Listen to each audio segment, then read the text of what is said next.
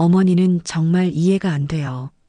며느리 수진의 날카로운 목소리가 고급 아파트 거실을 가득 채웠습니다. 소파에 앉아있던 시어머니는 천천히 고개를 들어 며느리를 바라봤죠. 그 눈빛에는 말로 표현할 수 없는 무언가가 서려 있었습니다. 36해를 살아오며 단 한 번도 이런 말을 들어본 적이 없었거든요. 내가 뭘 잘못했다고 그러니? 시어머니의 목소리는 의외로 차분했습니다. 하지만 가슴 깊은 곳에서 솟구치는 떨림을 억누르느라 주먹을 꽉 쥐고 있었죠. 수지는 휴대폰을 들어 올리며 화면을 시어머니 쪽으로 돌렸습니다. 거기엔 방금 전 올린 브런치 사진이 떠 있었어요. 오늘도 여유로운 하루 해시태그 힐링 브런치 해시태그 일상 스타그램이라는 해시태그와 함께요. 정우 씨는 새벽 6시에 나가서 밤 10시에 들어와요. 근데 어머니는 왜 저한테만 일하라고 하시는 거예요? 수진의 목소리는 점점 높아졌습니다. 거실벽에 걸린 시계가 저녁 7시를 가리키고 있었죠. 바로 그때였습니다. 현관문이 열리는 소리가 들렸어요. 양손 가득 장바구니를 든 정우가 지친 얼굴로 들어섰습니다. 와이셔츠는 땀에 젖어 등에 달라붙어 있었고 한쪽 어깨는 무거운 가방 때문에 축 처져 있었죠. 또 무슨 일이야? 정우의 한숨 섞인 목소리가 현관에서부터 흘러나왔습니다. 장바구니를 내려놓는 그의 손에는 붉은 자국이 선명하게 패여 있었어요. 시어머니는 아들의 그런 모습을 보며 가슴이 미어지는 듯 했습니다. 하지만 수지는 남편이 들어온 것도 모른 채 계속해서 목소리를 높였죠. 어머니가 나를 무시하는 게 하루 이틀이 아니에요. 왜 나만 일해야 하는 거예요? 정우 씨버리로도 충분한데. 그 순간 시어머니는 조용히 자리에서 일어났습니다. 거실 테이블 위에 놓인 휴대폰을 집어들더니 화면을 한참 동안 내려다봤어요. 수진의 화려한 브런치 사진들이 끝없이 이어져 있었습니다. 고급 레스토랑, 명품 가방, 해외여행 사진들. 그 어디에도 일하는 모습은 보이지 않았죠. 시어머니가 휴대폰을 내려놓는 순간 정우가 무거운 발걸음으로 거실로 들어왔습니다. 가족 세 사람이 삼각형을 이루며 서 있는 그 순간의 정적이 너무나 무거웠어요. 창밖으로는 저녁 노을이 붉게 물들어가고 있었는데 그 빛이 거실 바닥에 길게 그림자를 드리우고 있었습니다. 바로 이때였죠. 시어머니의 마음속에서 무언가가 꿈틀거리기 시작한 것은 36년 전 22의 나이에 시집와서 손에 굳은 살이 박이도록 일했던 자신의 모습이 스쳐 지나갔습니다. 새벽 4시에 일어나 김밥을 말고 저녁 11시까지 가게를 지키던 그 시절이요. 그때는 일하는 것이 당연했고 가족을 위해 희생하는 것이 자랑스러웠습니다. 하지만 지금 눈앞의 며느리는 달랐어요.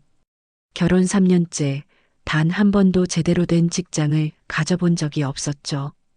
처음엔 적응 기간이 필요하다고 했고 그 다음엔 좋은 직장을 찾고 있다고 했습니다. 이제는 아예 집안일도 엄연한 노동이라며 당당하게 말하고 있었어요. 정우는 피곤한 얼굴로 두 여자 사이에 서 있었습니다. 아내와 어머니 그 사이에서 어떤 말도 꺼내지 못한 채 그저 숨만 깊게 들이쉬고 있었죠. 장바구니에서 흘러나온 물기가 현관 바닥에 작은 웅덩이를 만들고 있었는데 아무도 그것을 닦으려 하지 않았습니다. 시어머니는 며느리의 얼굴을 똑바로 바라봤어요. 그 눈빛에는 서운함과 안타까움, 그리고 무언가 단단한 결심이 뒤섞여 있었습니다. 입술을 달싹이며 무언가 말을 하려다가 결국 아무 말 없이 고개를 돌렸죠. 그리고는 자신의 방으로 천천히 걸어갔습니다. 방문이 닫히는 소리가 거실에 둔탁하게 울렸어요. 정우와 수진만 남은 거실에는 어색한 침묵이 흘렀습니다. 텔레비전에서는 저녁 드라마가 시작되고 있었지만 아무도 그것을 보고 있지 않았죠. 창밖의 노을은 이미 어둠 속으로 사라지고 있었고 아파트 단지에는 하나둘 불빛이 켜지기 시작했습니다. 시어머니는 방 안에서 창밖을 내다봤어요. 저 멀리 보이는 도시의 불빛들이 별처럼 반짝이고 있었죠. 그 불빛 하나하나가 누군가의 삶이고 누군가의 노동이라는 생각이 들었습니다. 침대 옆 서랍장 위에는 오래된 사진첩이 놓여 있었어요. 젊은 시절 가게 앞에서 환하게 웃고 있는 자신의 모습이 담긴 사진들이었죠. 그때는 힘들었지만 행복했습니다. 일하는 것이 자존심이었고 가족을 부양하는 것이 보람이었으니까요. 하지만 지금의 며느리는 그런 것들을 이해하지 못하는 것 같았어요. 아니, 이해하려고 하지 않는 것일지도 모르죠. 시어머니는 서랍장 깊숙한 곳에서 작은 수첩을 꺼냈습니다. 거기엔 숫자들이 빼곡히 적혀 있었어요. 평생 모은 재산의 내역이었죠. 그 숫자들을 손가락으로 하나씩 짚어가며 시어머니는 무언가를 결심하는 듯한 표정을 지었습니다. 거실에서는 여전히 정우와 수진의 낮은 대화 소리가 들려왔어요. 무슨 말을 하는지는 정확히 들리지 않았지만 분위기는 여전히 무거운 것 같았죠.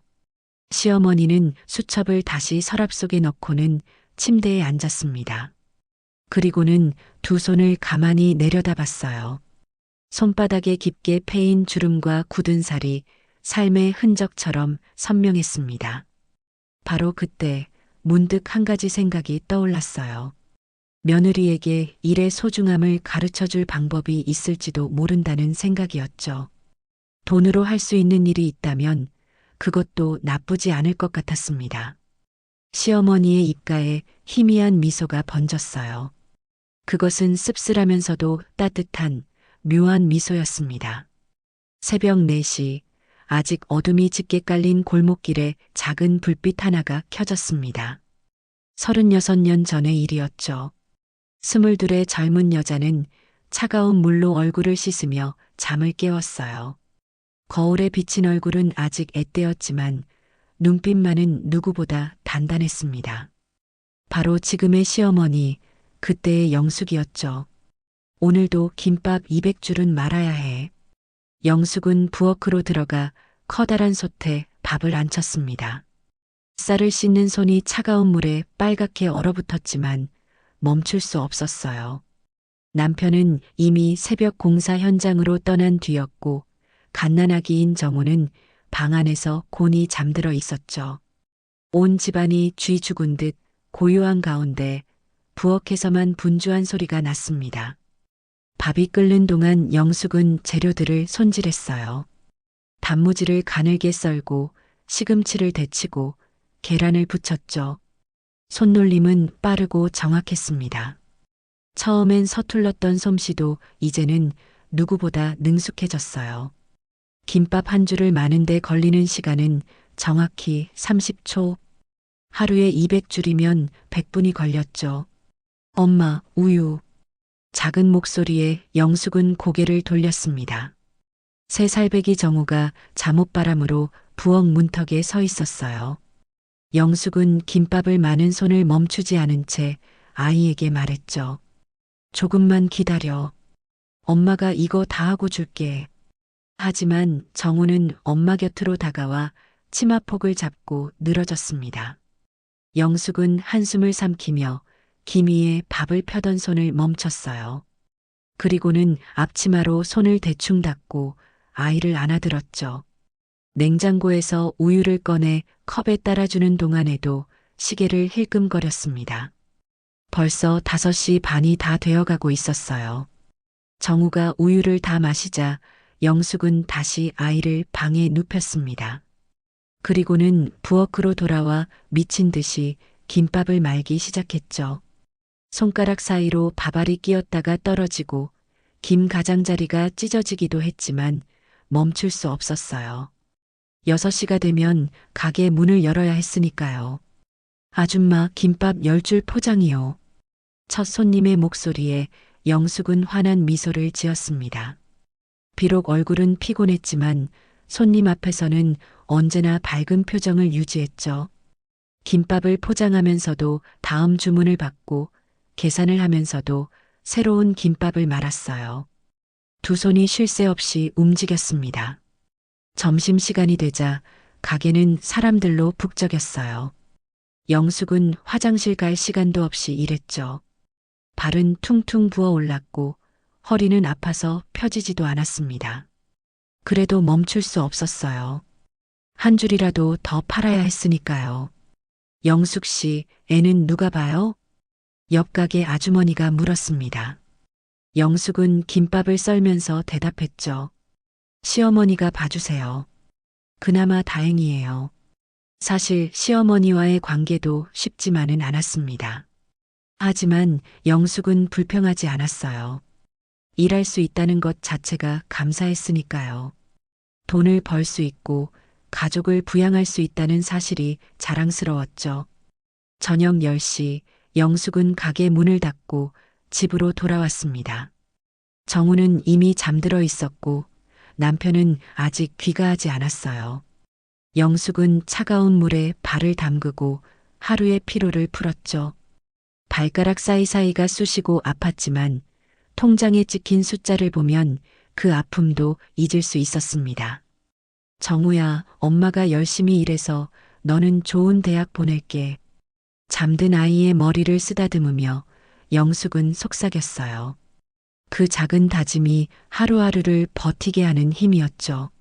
세월은 빠르게 흘렀습니다. 김밥집은 분식집이 되었고 분식집은 작은 식당이 되었어요. 영숙의 손에는 굳은 살이 두껍게 박였고 얼굴에는 주름이 늘어갔죠. 하지만 일하는 것을 멈추지 않았습니다. 아니, 멈출 수 없었어요. 일하는 것이 곧 삶이었으니까요. 정우가 대학에 들어가던 날 영숙은 처음으로 가게 문을 일찍 닫았습니다. 아들의 입학식을 보러 가기 위해서였죠. 정장을 차려입은 아들의 모습을 보며 영숙은 눈물을 흘렸어요. 그 눈물 속에는 지난 세월의 고단함과 보람이 모두 녹아 있었습니다. 엄마, 이제 좀 쉬세요. 제가 돈 벌게요. 정우의 말에 영숙은 고개를 저었습니다. 일하는 게 쉬는 거야. 엄마는 일할 때가 제일 행복해. 그것은 진심이었어요. 영숙에게 일은 단순히 돈을 버는 수단이 아니었습니다. 자존심이었고 삶의 의미였죠. 그래서 더더욱 이해할 수 없었어요. 왜 요즘 젊은 사람들은 일하기를 꺼려하는지. 정우가 결혼한다고 했을 때 영숙은 며느리 될 사람에게 큰 기대를 품었습니다. 함께 일하고 함께 가정을 꾸려갈 동반자가 생긴다고 생각했죠. 하지만 현실은 달랐어요. 수지는 처음부터 일할 생각이 없었던 것 같았습니다. 어머니 시대랑 지금은 달라요. 수진의 말이 귓가에 맴돌았어요. 시대가 다르다. 그 말이 맞을지도 모릅니다. 하지만 영숙이 보기엔 일의 가치는 시대가 변해도 똑같았어요. 일은 사람을 성장시키고 자존감을 심어주고 삶의 의미를 만들어주니까요. 영숙은 거실로 나와 부엌을 둘러봤습니다. 최신식 주방기기들이 가득했지만 정작 요리하는 사람은 없었죠. 냉장고를 열어보니 배달 음식 용기들만 가득했어요. 싱크대는 깨끗했지만 그것은 사용하지 않아서였습니다. 이게 맞는 건가? 영숙은 작게 중얼거렸어요. 평생 일하며 살아온 자신과 일하지 않고도 당당한 며느리. 그 간극이 너무나 컸습니다. 하지만 영숙은 포기하지 않기로 했어요. 며느리에게도 일의 소중함을 알려줄 방법이 있을 거라고 믿었죠. 서랍장에서 꺼낸 낡은 사진첩을 펼쳐보며 영숙은 미소 지었습니다. 거기엔 김밥집 앞에서 찍은 가족 사진이 있었어요. 피곤하지만 행복해 보이는 젊은 시절의 자신과 아직 어린 정우, 그리고 남편. 모두가 웃고 있었죠. 그때는 가난했지만 희망이 있었습니다. 영숙은 사진을 한참 바라보다가 조용히 사진첩을 덮었어요. 그리고는 책상 서랍에서 펜과 종이를 꺼냈습니다. 무언가를 적기 시작했죠. 그것은 며느리에게 전하고 싶은 이야기였어요. 하지만 말로는 전할 수 없는 행동으로 보여줘야 하는 이야기였습니다. 밤이 깊어가고 있었어요. 아파트 단지는 고요했고 거실에서는 더 이상 소리가 들리지 않았습니다. 영숙은 펜을 내려놓고 창밖을 바라봤어요. 별이 보이지 않는 도시의 밤하늘이었지만 그 어둠 속에서도 희망의 빛을 찾을 수 있을 것 같았습니다. 내일 아침 영숙은 며느리에게 특별한 제안을 할 생각이었어요. 돈으로 살 수 없는 것을 가르쳐 주기 위한 제안을요. 그것이 어떤 결과를 가져올지는 아무도 몰랐지만 시도해 볼 가치는 있었습니다. 영숙의 입가에 결연한 미소가 번졌어요. 내일이 기다려졌습니다. 아침 식탁은 무거운 침묵으로 가득했습니다. 정우는 토스트를 베어 물며 핸드폰만 들여다봤고 수지는 커피잔을 들고 거실 소파로 자리를 옮겼죠. 시어머니 영숙만이 직접 끓인 된장찌개를 한 숟가락씩 떠먹으며 두 사람을 번갈아 바라봤습니다. 수진아, 오늘 뭐 할 계획이니? 영숙의 조심스러운 물음에 수지는 고개도 돌리지 않은 채 대답했어요. 친구들이랑 점심 약속 있어요. 그래. 혹시 시간 되면 저녁에는 같이 장 좀 볼래? 요즘 마트에 좋은 채소가 많이 나왔더라고. 수지는 한숨을 내쉬며 커피잔을 탁자에 내려놓았습니다. 그 소리가 유독 크게 울렸죠. 어머니, 왜 자꾸 저한테만 그런 거 시키세요? 정우 씨도 있잖아요. 정우가 눈을 들어 아내를 바라봤지만 이내 다시 핸드폰으로 시선을 돌렸습니다. 영숙은 숟가락을 내려놓으며 말했어요. 정우는 회사에서 늦게 들어오잖니. 내가 시간이 있으니까. 시간이 있다고 해서 제가 집안일만 해야 하는 건 아니잖아요. 요즘이 어떤 시대인데요? 수진의 목소리에는 날이 서 있었습니다. 영숙은 가슴 한구석이 쓰라렸지만 참을 수밖에 없었어요. 며느리와의 관계를 더 악화시키고 싶지 않았으니까요. 점심시간 수지는 강남의 한 호텔 레스토랑에 있었습니다. 대학 동창들과의 모임이었죠. 다들 화려한 옷차림에 명품 가방을 들고 있었어요. 수진도 지지 않고 최근에 산 명품 가방을 테이블 위에 올려놓았습니다. 수진아, 요즘 뭐하고 지내? 친구의 물음에 수지는 잠시 머뭇거렸어요. 다른 친구들은 대부분 직장 생활을 하거나 자기 사업을 하고 있었죠. 수지는 억지로 미소를 지으며 대답했습니다. 나, 그냥, 집에서 쉬고 있어. 남편이 바빠서 내가 집안일 좀 돌보고. 에이, 집안일이 뭐가 힘들어?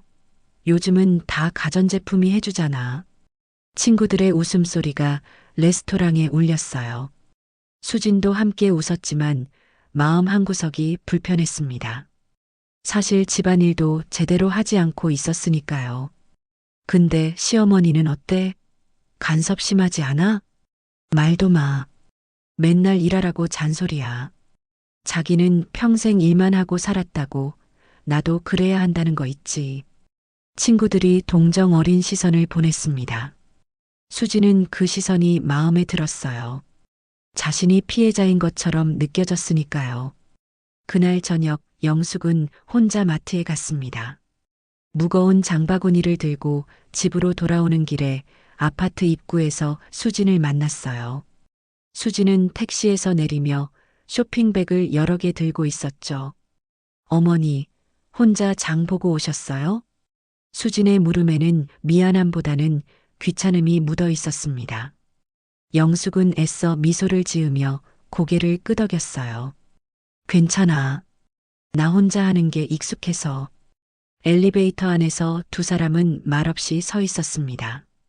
영숙은 며느리의 쇼핑백을 흘끔 봤어요. 고급 브랜드 로고가 선명하게 보였죠. 반면 자신의 장바구니에는 할인 마트의 비닐봉지만 가득했습니다. 집에 도착하자 정우가 소파에 늘어져 있었어요. 퇴근하고 온 지 얼마 안 된 모양이었죠.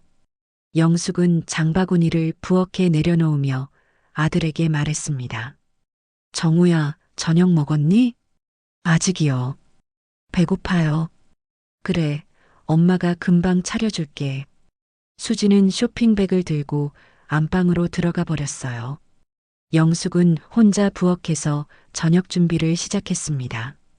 양파를 썰면서 눈물이 났지만 그것이 양파 때문인지 서러움 때문인지 분간이 가지 않았어요. 엄마, 수진이는 좀 그래도 이해해 주세요. 정우가 부엌으로 들어와 조심스럽게 말했습니다. 영숙은 칼질을 멈추고 아들을 바라봤어요. 이해하고 있어. 하지만 정우야, 사람은 일을 해야 해. 그래야 자기 가치를 알게 되고. 엄마, 요즘 시대에 그런 생각은 좀 구식이에요. 수진이도 나름대로 스트레스 받고 있어요. 정우의 말에 영숙은 할 말을 잃었습니다. 아들마저 자신의 편이 아니라는 사실이 가슴을 찔렀어요. 평생 아들을 위해 살았는데 이제는 며느리 편에 서 있었으니까요. 저녁 식사 시간, 세 사람은 각자의 생각에 잠긴 채 밥을 먹었습니다. 영숙이 정성껏 차린 반찬들은 거의 손도 대지 않은 채 남았어요. 수지는 몇 숟가락 뜨다가 수저를 놓았고 정우도 피곤한 기색이 역력했죠. 수진아, 김치찌개가 싱거우니? 영숙의 물음에 수지는 고개를 저었어요. 아니에요. 그냥 입맛이 없어서요. 혹시 아픈 거니? 병원 가봐야. 괜찮다니까요. 수진의 날카로운 대답에 식탁은 다시 침묵에 잠겼습니다. 영숙은 더 이상 말을 꺼내지 못했어요.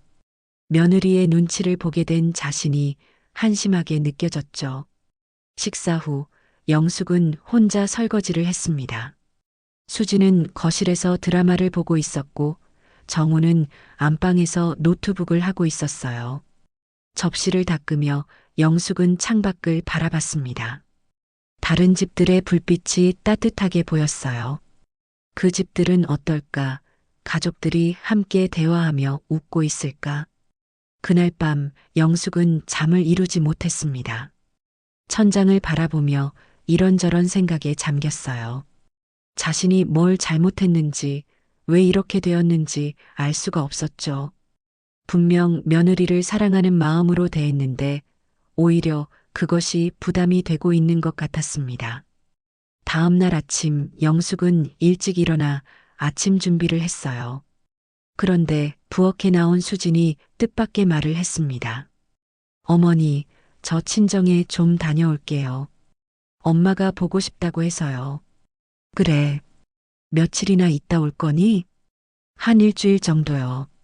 영숙은 고개를 끄덕였어요. 사실 며느리가 없는 동안 조금은 마음이 편할 것 같기도 했죠. 하지만 한편으로는 서운했습니다. 자신을 피해 친정으로 가는 것 같았으니까요. 수진이 친정으로 떠난 후 영숙은 사돈에게 전화를 했습니다. 안부를 묻는 차원이었는데 사돈의 대답은 예상외였어요. 우리 수진이가 그쪽에서 고생이 많죠? 애가 전화할 때마다 힘들어 하던데. 아니에요. 수진이는 잘 지내고 있어요. 그래도 시어머니가 계시니까 불편한 게 많을 거예요. 우리 딸은 귀하게 자라서 집안일 같은 거 잘 못해요. 이해해 주세요. 사돈의 말에 영숙은 가슴이 답답했습니다. 자신이 며느리를 괴롭히는 나쁜 시어머니처럼 여겨지고 있었어요. 하지만 반박할 수도 없었죠. 관계를 더 악화시키고 싶지 않았으니까요. 전화를 끊고 영숙은 거실 소파에 앉았습니다. 텅 빈 집이 더욱 쓸쓸하게 느껴졌어요. 벽에 걸린 가족 사진을 바라보며 영숙은 깊은 한숨을 내쉬었습니다. 언제부터 이렇게 되었을까? 가족이 서로를 이해하지 못하고 오해만 쌓여가는 이 상황이 너무나 답답했어요. 그런데 바로 그때 영숙의 마음속에서 무언가가 단단해지기 시작했습니다. 이대로는 안 되겠다는 생각이 들었어요. 며느리에게 일의 가치를 알려주되 강요가 아닌 다른 방법으로 해야겠다고 결심했죠. 그것이 무엇인지는 아직 명확하지 않았지만 분명 방법이 있을 거라고 믿었습니다. 영숙은 서재로 들어가 책상 앞에 앉았어요. 그리고는 펜을 들고 무언가를 적기 시작했습니다. 그것은 계획이었어요. 며느리를 변화시킬 특별한 계획이었죠. 돈으로 할 수 있는 일이 있다면 그것을 이용해 보기로 한 것입니다. 창밖으로 해가 저물고 있었어요. 붉은 노을이 서재를 물들였죠. 영숙은 펜을 멈추고 자신이 적은 것을 다시 읽어봤습니다. 입가에 희미한 미소가 번졌어요. 이것이 성공할지는 모르겠지만 시도해볼 가치는 충분했습니다. 일주일 후 돌아온 수지는 더욱 당당해져 있었습니다. 친정에서 든든한 지원군을 얻고 온 것처럼 보였죠.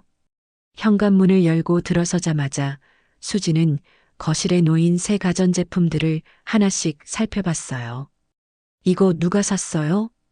영숙이 부엌에서 나오며 조심스럽게 대답했습니다. 내가 샀어. 식기세척기랑 로봇 청소기. 내가 집안일 하기 편하라고. 수지는 코웃음을 쳤어요. 그 작은 소리가 영숙의 가슴에 비수처럼 꽂혔습니다. 어머니가 왜 이런 걸 사세요? 정우 씨한테 얘기하고 사야죠. 정우 돈으로 산 게 아니야. 내 돈으로. 그래도요.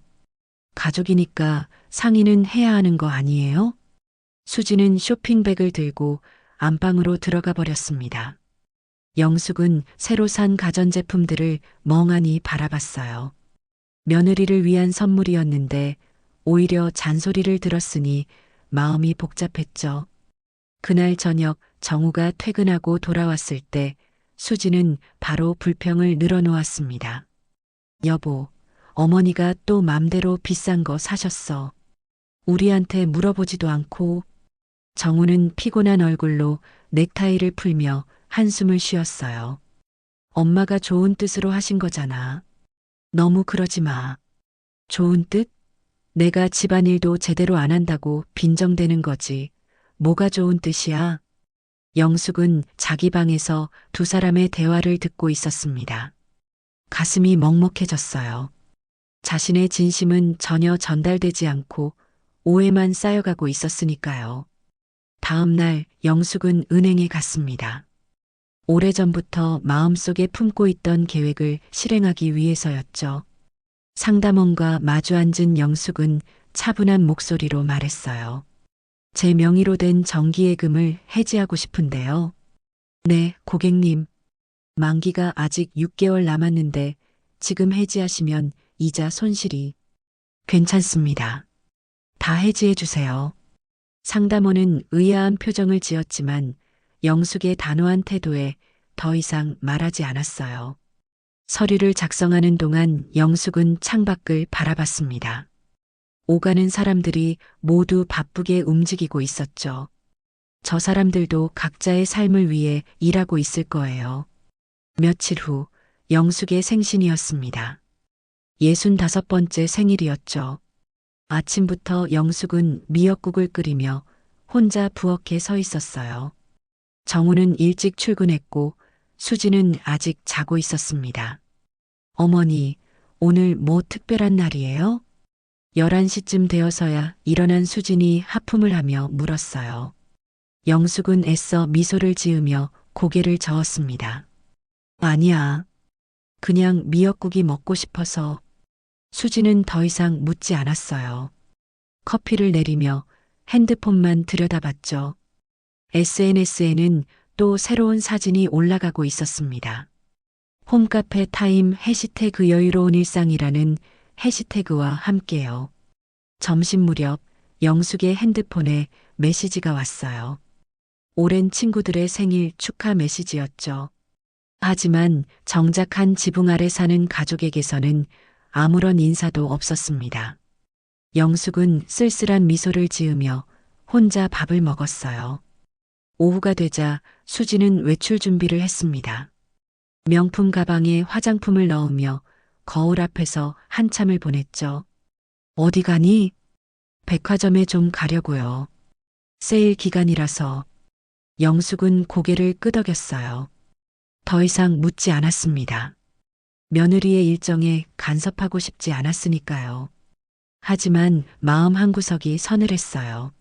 시어머니 생신도 모르고 알아도 관심 없는 며느리의 무심함이 뼈아팠죠. 수진이 나간 후 영숙은 거실에 홀로 앉아 있었습니다. 벽에 걸린 시계가 똑딱거리는 소리만 들렸어요. 문득 젊은 시절이 떠올랐습니다. 그때는 가난했지만 가족들이 함께 모여 조촐하게나마 생일상을 차려줬었죠. 작은 케이크 하나에도 행복했던 그 시절이 그리웠습니다. 저녁이 되어 정우가 돌아왔을 때 영숙은 평소처럼 저녁을 차렸어요. 정우는 피곤한 얼굴로 밥을 먹으며 일 얘기만 늘어놓았습니다. 프로젝트가 어떻고 상사가 어떻고. 영숙은 조용히 듣기만 했죠. 엄마, 무슨 일 있어요? 표정이 안 좋네. 정우가 뒤늦게 물었지만 영숙은 고개를 저었어요. 아니야. 그냥 좀 피곤해서. 그때 수진이 쇼핑백을 여러 개 들고 들어왔습니다. 신이 난 표정으로 정우에게 말했죠. 여보, 오늘 진짜 좋은 거 샀어. 할인율이 장난 아니었어. 수지는 쇼핑백에서 옷과 가방을 하나씩 꺼내 보였어요. 정우는 지친 표정으로 바라보기만 했습니다. 영숙은 조용히 자리에서 일어났어요. 나 먼저 들어가서 쉴게. 방으로 들어가는 영숙의 뒷모습을 아무도 돌아보지 않았습니다. 방문을 닫는 순간 영숙의 눈가에 눈물이 맺혔어요. 65번째 생일이 이렇게 쓸쓸하게 지나가고 있었죠. 그날 밤 영숙은 서랍장에서 서류 봉투를 꺼냈습니다. 은행에서 받아온 서류들이었어요. 차분히 내용을 검토하며 영숙은 결심을 굳혔습니다. 이제 행동할 때가 왔다고 생각했죠. 다음 날 아침 영숙은 정우와 수진을 거실로 불렀어요. 두 사람은 의아한 표정으로 소파에 앉았습니다. 무슨 일이세요, 어머니? 정우의 물음에 영숙은 잠시 침묵했어요. 그리고는 천천히 입을 열었습니다. 내가 그동안 많이 생각해봤어. 너희들한테 도움이 되고 싶어서. 수지는 핸드폰을 만지작거리며 건성으로 듣고 있었어요. 영숙은 그런 며느리를 보며 마음을 다잡았습니다. 이제부터가 진짜 시작이었으니까요. 내 명의로 된 재산이 좀 있어. 그걸 너희한테 주려고 하는데. 수진의 손이 멈췄습니다. 처음으로 시어머니의 말에 집중하기 시작했죠. 정우도 놀란 표정으로 어머니를 바라봤어요. 엄마, 갑자기 왜? 아직 내 말 다 안 끝났어. 조건이 있어. 영숙은 서류 봉투를 테이블 위에 올려놓았습니다. 수진의 눈이 반짝였어요. 그 눈빛을 본 영숙은 씁쓸한 미소를 지었죠. 돈 얘기가 나오니 비로소 관심을 보이는 며느리가 한편으로는 안쓰러웠습니다. 조건이 뭔데요? 수진이 처음으로 존댓말로 물었어요. 영숙은 천천히 대답했습니다. 1년 동안 매달 수입을 증명하는 서류를 제출하는 거야. 그럼 내가 가진 재산을 너희한테 증여할게. 거실에 정적이 흘렀습니다. 정우는 당황한 표정으로 어머니와 아내를 번갈아 봤고 수지는 믿기지 않는다는 듯 시어머니를 응시했어요. 그게 무슨 말씀이세요? 글자 그대로야. 일해서 돈을 벌고 그걸 증명하면 내 재산을 주겠다는 거지. 수진의 얼굴이 붉어졌어요. 그것이 분노인지 당황인지는 분명하지 않았지만 확실한 건 기분이 상했다는 거였죠. 어머니가 지금 저를 무시하시는 거예요? 무시가 아니야. 오히려 너를 위한 거지.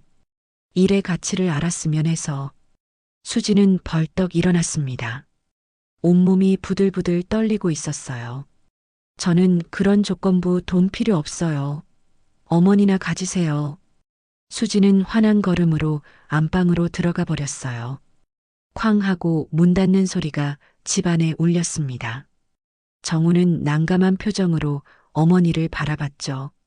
엄마, 이건 좀 너무하신 거 아니에요? 영숙은 고개를 저었어요. 눈빛은 여전히 단호했습니다. 정우야, 엄마가 하는 일엔 다 이유가 있어. 기다려봐. 그날 이후 집안 분위기는 극도로 차가워졌습니다. 수지는 시어머니와 눈도 마주치지 않았고 식사 시간에도 따로 먹었어요. 정우는 그런 아내를 달래느라 진땀을 뺐지만 소용없었죠. 하지만 영숙은 흔들리지 않았습니다. 오히려 더 담담해졌어요. 며느리가 자신을 미워하더라도 언젠가는 이 일의 의미를 깨닫게 될 거라고 믿었으니까요. 그것이 진정한 사랑이라고 생각했습니다. 한 달이 지났습니다. 수지는 여전히 시어머니를 피하고 있었고 집안 분위기는 얼어붙은 것처럼 차가웠죠. 그러던 어느 날 아침 영숙은 부엌에서 아침을 준비하다가 수진이 거실에서 통화하는 소리를 들었습니다.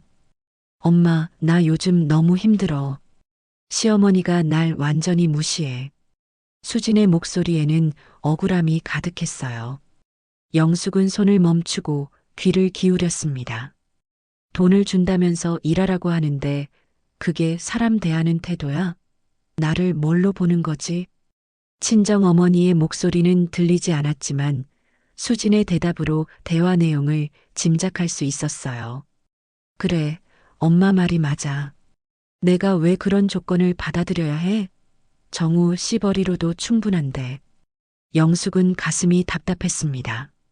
하지만 포기할 수 없었어요. 며느리를 진정으로 아끼기 때문에 시작한 일이었으니까요. 그날 오후 영숙은 뜻밖의 방문객을 맞았습니다. 수진의 친정 어머니였죠. 고급스러운 차림의 사돈은 거실에 앉자마자 날카로운 눈빛으로 영숙을 바라봤어요. 사돈, 우리 수진이한테 너무하시는 거 아니에요? 무슨 말씀이신지. 돈으로 사람을 시험하는 게 옳은 일인가요? 우리 수진이가 돈이 없어서 시집 온 것도 아니고. 사돈의 목소리는 차가웠습니다. 영숙은 차분히 차를 따르며 대답했어요. 시험이 아니에요. 수진이를 위한 거죠. 위한다면서 왜 그런 모욕적인 조건을 다시는 거예요? 요즘이 어떤 시대인데 여자한테 꼭 일을 하라고 강요하는 거죠? 영숙은 잠시 침묵했습니다. 그리고는 조용히 말했어요. 저도 여자예요. 하지만 일하면서 살았고 그게 제 자존심이었어요. 수진이도 그런 자존심을 가졌으면 해서. 세대가 다르잖아요. 왜 자꾸 옛날 기준을 강요하시는 거예요? 두 어머니의 대화는 평행선을 달렸습니다. 결국 사돈은 화가 난 채로 돌아갔고 영숙은 혼자 남아 깊은 한숨을 쉬었어요. 저녁이 되어 정우가 퇴근했을 때 수지는 남편에게 하소연했습니다. 오늘 우리 엄마가 왔었대. 어머니한테 완전히 무시당하고 갔어. 뭐?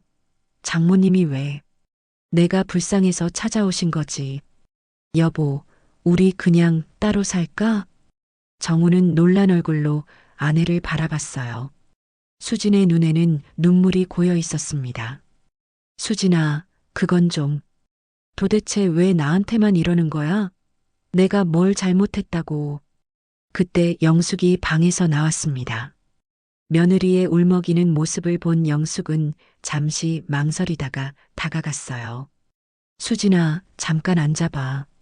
내가 할 말이 있어. 수진은 고개를 돌렸지만 영숙은 포기하지 않았어요. 부드러운 목소리로 다시 말했습니다. 제발 5분만 내 말을 들어줘. 정우의 눈짓에 수진은 마지못해 소파에 앉았어요. 영숙은 며느리 맞은편에 앉아 잠시 생각을 정리했습니다. 그리고는 뜻밖의 말을 꺼냈어요. 수진아, 내가 너한테 용돈을 줄게. 수진과 정우 모두 놀란 표정을 지었습니다. 영숙은 계속 말했어요. 한 달에 200만 원씩 1년 동안 줄 테니까 그 돈으로 내가 하고 싶은 걸 해봐. 어머니, 그게 무슨 대신 조건이 있어. 그 돈으로 뭔가를 시작해야 해. 사업이든 투자든 공부든. 그리고 1년 후에 그 결과를 보여주면 내가 가진 재산을 모두 너희한테 줄게. 거실에 침묵이 흘렀습니다. 수지는 믿기지 않는다는 표정으로 시어머니를 바라봤어요. 왜, 왜 그러시는 거예요? 영숙은 며느리의 눈을 똑바로 바라봤습니다. 그 눈빛에는 진심이 담겨 있었어요. 너를 사랑하니까, 정말로 사랑하니까 이러는 거야. 수진의 눈가가 붉어졌습니다. 분노인지 감동인지 알 수 없는 복잡한 감정이 얼굴에 드러났죠. 한 달에 200만 원이면 1년에 2,400만 원이에요. 그 돈을 그냥 주신다고요? 그냥 주는 게 아니야. 내가 뭔가를 하는 걸 보고 싶어서 주는 거지. 내 안에 있는 가능성을 끄집어내고 싶어서. 영숙은 서랍장에서 통장을 꺼내 테이블 위에 놓았어요. 이미 첫 달치는 입금해놨어. 비밀번호는 내 생일이야. 수지는 떨리는 손으로 통장을 집어들었습니다. 잔액을 확인하는 순간 눈이 휘둥그레졌어요. 정말로 200만 원이 입금되어 있었던 거죠. 근데 제가 실패하면요? 실패해도 돼. 중요한 건 시도하는 거야. 그 과정에서 내가 뭔가를 느끼고 배우길 바라는 거지. 정우도 놀란 표정으로 어머니를 바라봤어요. 엄마, 이건 너무 위험한 거 아니에요? 그 돈이 내 돈이야. 내가 평생 일해서 모은 돈이지. 그 돈을 가장 가치 있게 쓰는 방법이 뭐겠니?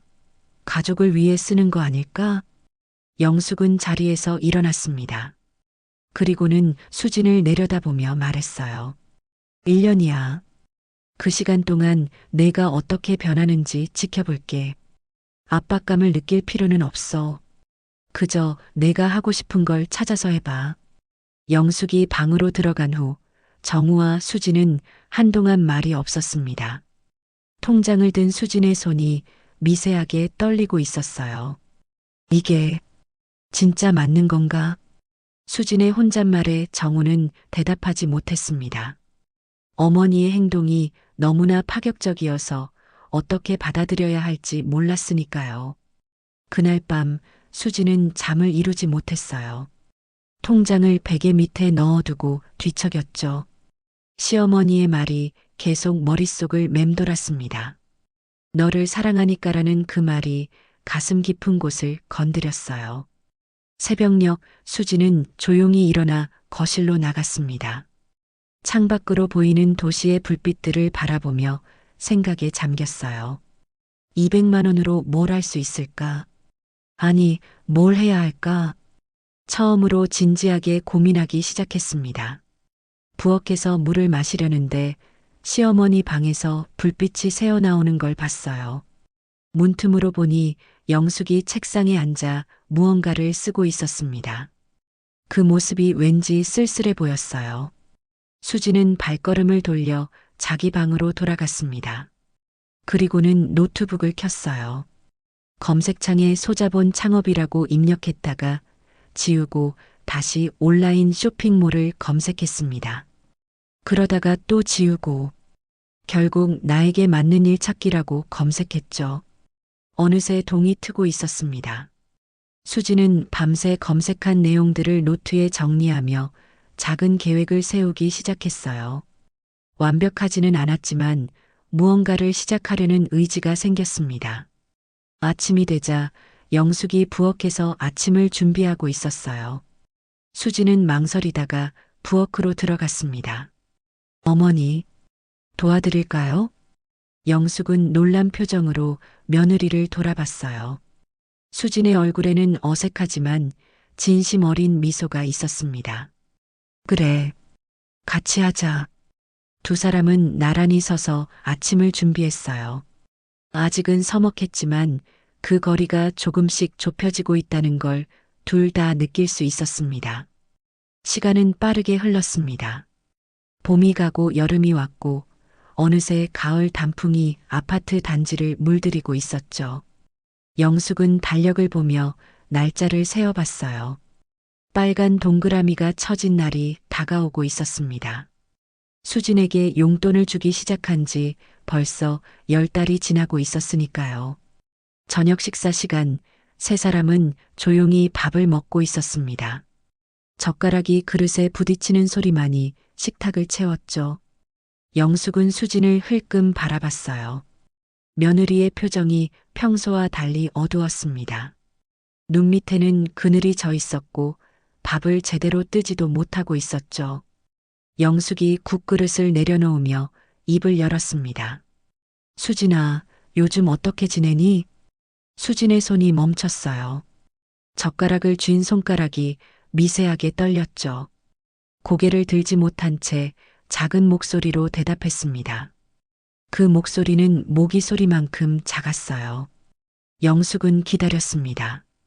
며느리가 뭐라도 더 말하기를, 그동안의 이야기를 들려주기를 바라면서요. 하지만 수지는 입을 다물었습니다. 커피잔을 손에 쥐고는 자리에서 일어났어요. 거실로 향하는 뒷모습이 유독 무거워 보였죠. 정우도 어색한 기류를 느꼈는지 핸드폰만 만지작거렸습니다. 사실 수지는 지난 10달 동안 마음이 복잡했어요. 처음 2달은 정말로 뭔가를 해보려고 했었죠. 온라인 쇼핑몰 강의를 들었고 상품을 고르려고 도매 시장도 가봤습니다. 하지만 막상 시작하려니 막막했어요. 무엇을 팔아야 할지, 어떻게 홍보해야 할지 모든 게 어려웠죠. 세 번째 달부터는 방향을 바꿨습니다. 블로그를 시작해서 일상을 기록하며 수익을 내보려 했어요. 하지만 매일 글을 쓴다는 게 생각보다 힘들었죠. 일주일도 안 돼서 포기했습니다. 그 다음엔 네일아트 학원에 등록했어요. 손재주가 있다고 생각했는데 막상 해보니 그것도 쉽지 않았습니다. 어느 순간부터 수지는 자신을 합리화하기 시작했어요. 200만 원은 시어머니가 준 용돈이니까 자기 개발을 위해 쓰는 것도 나쁘지 않다고요. 그래서 명품 가방을 샀고 비싼 화장품을 샀고 호텔 스파를 다녔죠. 친구들과의 모임에서도 돈 걱정 없이 썼습니다. 10달이 지난 지금 통장 잔고는 텅 비어 있었어요. 아니, 마이너스였죠.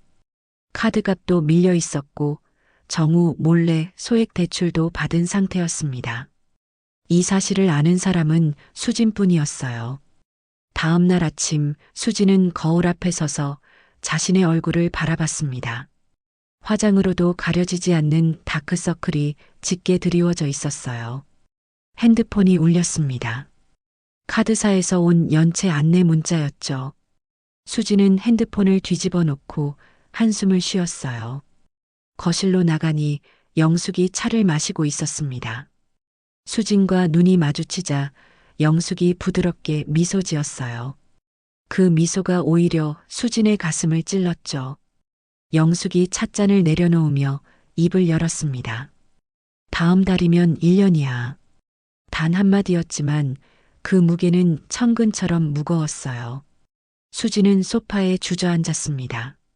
무릎이 떨렸고 손은 차가워졌죠. 영숙은 며느리의 창백한 얼굴을 조용히 바라봤어요. 이미 눈치챈 듯 했지만 재촉하지 않았습니다.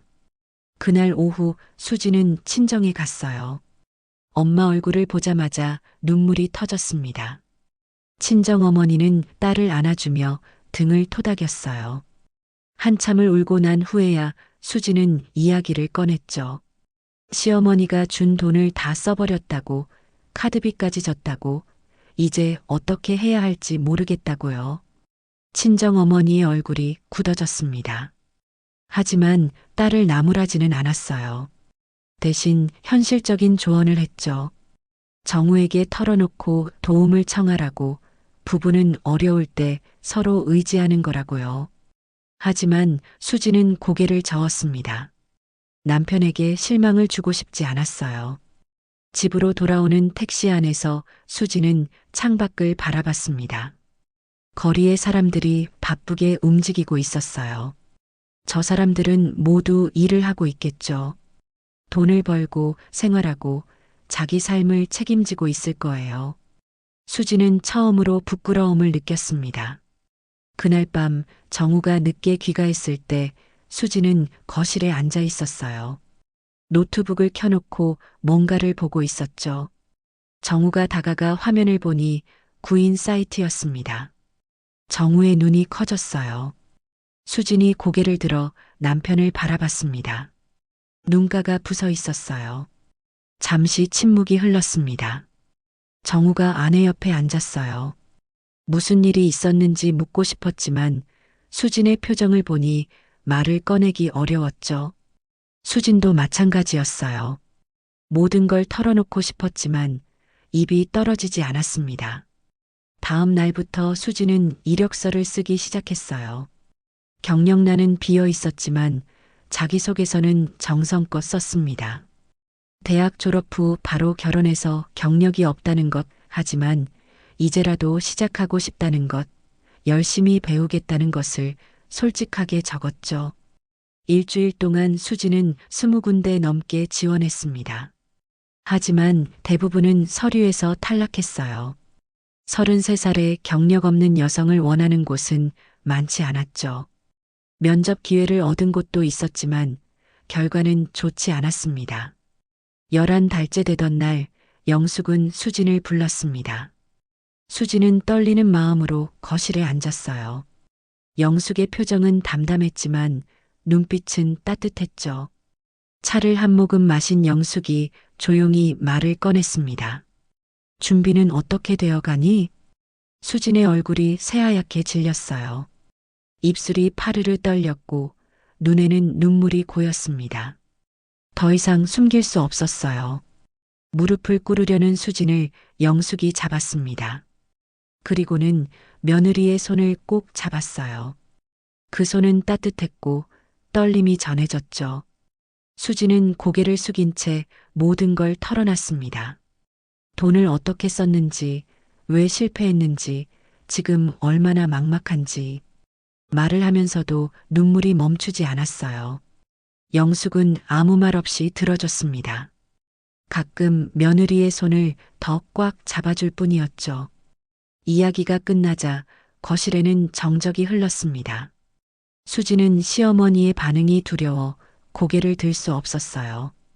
그런데 영숙이 조용히 일어나더니 수진의 어깨에 손을 올렸습니다. 그리고는 부드러운 목소리로 말했어요. 아직 한 달 남았잖아. 수진이 놀란 눈으로 시어머니를 올려다봤습니다. 영숙의 얼굴에는 실망이나 분노가 아닌 오히려 격려의 빛이 있었어요.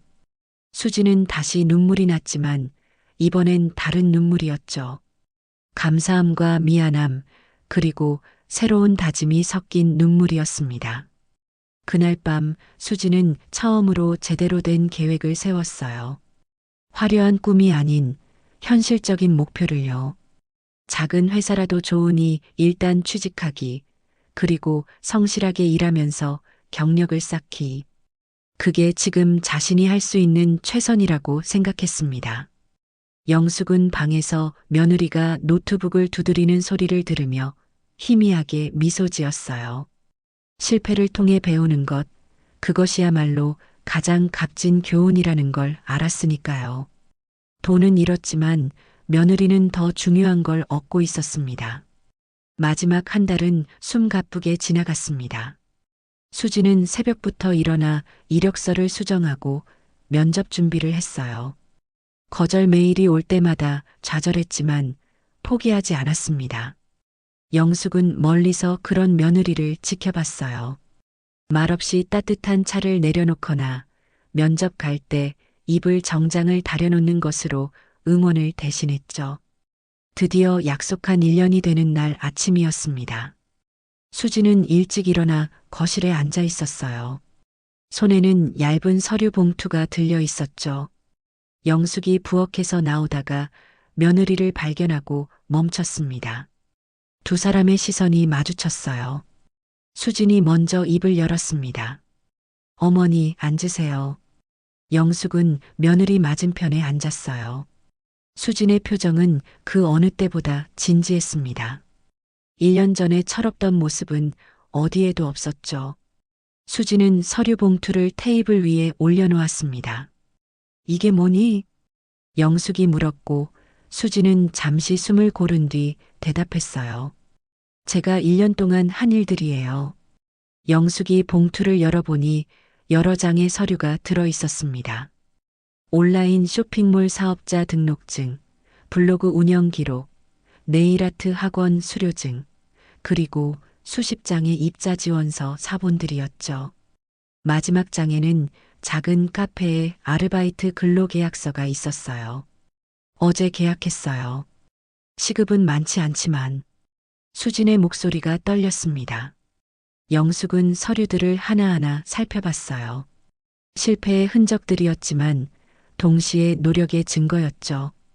특히 입사 지원서들을 보니 마음이 아팠습니다. 빨간 펜으로 불합격이라고 적힌 것들이 대부분이었으니까요. 영숙이 서류를 내려놓고 며느리를 바라봤습니다. 수지는 고개를 숙인 채 말을 이었어요. 돈은 다 썼어요. 아니, 빚까지 졌어요. 정말 죄송해요. 잠시 침묵이 흘렀습니다. 창밖에서는 아침 햇살이 거실로 들어오고 있었어요. 먼지들이 햇살 속에서 춤추듯 떠다녔죠. 영숙이 천천히 입을 열었습니다. 수진아, 날 좀 봐. 수진이 고개를 들었어요. 눈가가 붉어져 있었습니다. 영숙은 부드러운 미소를 지으며 말했어요. 내가 왜 이런 조건을 걸었는지 알아? 수진은 고개를 저었습니다. 영숙은 의자에 깊이 기대며 먼 곳을 바라봤어요. 과거를 회상하는 듯한 눈빛이었죠. 내가 22에 시집 왔을 때 시어머니가 내게 그러셨어. 영수가 여자도 일을 해야 한다. 그래야 내 인생을 내가 만들 수 있다고. 영숙의 목소리는 차분했지만 그 속에는 깊은 울림이 있었어요. 처음엔 이해 못했어. 남편이 벌어다 주는데 왜 굳이 일을 해야 하나 싶었지. 하지만 김밥집을 시작하고 손님들을 만나고 내 손으로 돈을 벌면서 알았어. 일은 단순히 돈을 버는 게 아니더라고. 수지는 시어머니의 말에 귀를 기울였습니다. 영숙은 계속했어요. 일은 나를 성장시켰어. 세상을 보는 눈을 넓혀줬고 내가 누구인지 알게 해줬지. 무엇보다 내 삶을 내가 책임질 수 있다는 자신감을 줬어. 영숙은 며느리의 손을 잡았습니다. 따뜻하고 부드러운 손길이었어요. 돈은 내가 줬지만 인생은 내가 만들어야 해. 그게 내가 너한테 진짜 주고 싶었던 거야. 수진의 눈에서 눈물이 흘렀습니다. 하지만 이번엔 부끄러움의 눈물이 아니었어요. 깨달음과 감사의 눈물이었죠. 어머니, 저 정말 많이 배웠어요. 실패했지만 아니 실패했기 때문에 더 많이 배운 것 같아요. 영숙은 고개를 끄덕였어요. 그래, 그거면 충분해. 실패를 두려워하지 않는 용기, 다시 일어서는 힘, 그게 바로 일이 주는 선물이야. 수지는 눈물을 닦으며 물었습니다. 그런데 어머니, 그 재산은? 영숙은 빙그레 웃었어요. 그리고는 서랍장에서 또 다른 서류를 꺼냈습니다. 이미 너희 이름으로 넘겼어. 한 달 전에. 수진과 정우의 눈이 휘둥그레졌어요. 정우는 아침 일찍 일어나 거실로 나왔다가 두 사람의 대화를 듣고 있었던 것이죠. 어머니, 그럼 조건은? 조건은 이미 충족됐어. 내가 일의 가치를 깨달았잖아. 그게 내가 원했던 전부야. 수지는 다시 눈물을 쏟았어요. 이번엔 정우도 아내 옆으로 와서 앉았습니다. 가족 세 사람이 손을 맞잡았어요. 영숙은 두 사람을 바라보며 말했습니다. 수진아, 카페 아르바이트 열심히 해. 작은 일이라도 성실하게 하다 보면 기회가 올 거야. 그리고 정우야, 아내를 믿고 응원해줘. 부부는 서로를 성장시키는 동반자니까. 그날 오후 수지는 생전 처음으로 근무복을 입었어요. 카페 유니폼이 잘 맞지 않아 어색했지만 거울에 비친 자신의 모습이 싫지 않았습니다. 오히려 뿌듯했죠. 어서 오세요. 첫 손님을 맞이하며 수지는 환하게 웃었어요. 비록 시급 1만 원의 아르바이트생이지만 그 어느 때보다 당당했습니다. 자신의 노동으로 돈을 번다는 것, 그것이 주는 자부심을 처음 느꼈으니까요. 퇴근 시간, 수지는 지친 몸을 이끌고 집으로 돌아왔어요. 발은 퉁퉁 부어 있었고 손목은 아팠지만 표정은 밝았습니다. 현관문을 열자 저녁 냄새가 났어요. 영숙이 미소 지으며 맞아줬습니다. 첫날 어땠어? 힘들었어요. 하지만 좋았어요. 영숙은 며느리의 어깨를 토닥였어요. 그리고는 함께 부엌으로 들어가 저녁 준비를 했습니다. 처음으로 두 사람이 나란히 서서 요리를 했어요. 대화는 많지 않았지만 그 어느 때보다 마음이 가까웠습니다. 저녁 식탁에서 정우가 말했어요. 수진아, 첫 월급 타면 뭐 하고 싶어? 수지는 잠시 생각하다가 대답했습니다. 어머니 선물 사드리고 싶어요. 제 돈으로요. 영숙의 눈가가 촉촉해졌어요. 며느리가 진짜 어른이 되어가고 있다는 걸 느꼈으니까요. 그날 밤 영숙은 일기를 썼습니다. 오랜만에 펜을 든 거였죠. 오늘 수진이가 첫 출근을 했다. 지친 얼굴이었지만 눈빛은 살아있었다. 돈으로 살 수 없는 것을 가르쳐 주고 싶었는데 결국 수진이는 스스로 그것을 찾아냈다. 일의 가치, 노동의 소중함, 그리고 자립의 기쁨을. 내가 준 것은 기회뿐이었다. 나머지는 모두 수진이가 만들어낸 것이다. 이제야 진짜 가족이 된 것 같다. 일기를 덮으며 영숙은 창밖을 바라봤어요. 별이 총총한 밤하늘이 아름다웠습니다. 며느리의 새로운 시작을 축복하는 것처럼요. 몇 개월이 흘렀습니다. 봄비가 촉촉이 내리는 오후, 영숙은 아파트 단지를 산책하고 있었어요. 평소와 다른 길로 접어들자 작은 상가 건물이 눈에 들어왔습니다. 그곳에는 얼마 전까지 비어있던 가게가 있었는데 오늘은 뭔가 달라 보였죠. 꽃과 향기라는 작은 간판이 새로 달려 있었습니다. 영숙은 호기심에 가게 쪽으로 걸어갔어요. 유리문 너머로 보이는 풍경이 아늑했죠. 형형색색의 화분들이 가지런히 놓여 있었고 벽에는 드라이 플라워가 걸려 있었습니다. 그때였어요. 가게 안쪽에서 누군가 화분을 들고 나오는 모습이 보였습니다. 앞치마를 두른 여자는 화분을 조심스럽게 진열대에 올려놓고는 흙을 다듬기 시작했죠.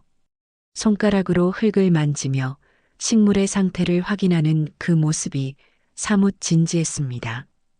영숙은 유리문에 더 가까이 다가갔어요.